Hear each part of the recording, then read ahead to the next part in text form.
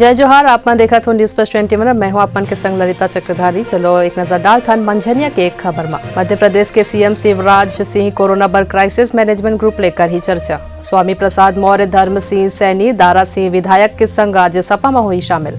नई दिल्ली में केंद्रीय मंत्री गिरिराज सिंह कोरोना पॉजिटिव पाए गए।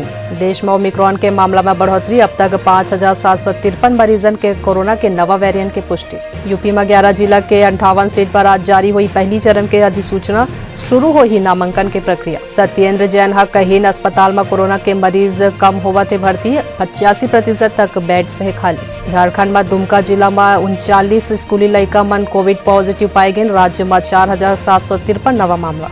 बीकानेर गुवाहाटी एक्सप्रेस ट्रेन हादसा में मरे वाले की संख्या बढ़ के 9 हुई। रेल मंत्री वैष्णव लीन जायजा।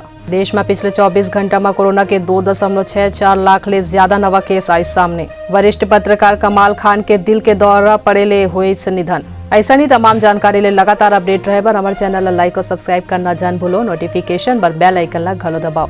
देखत रहो न्यूज प्लस 21, आप मन के हक की बात।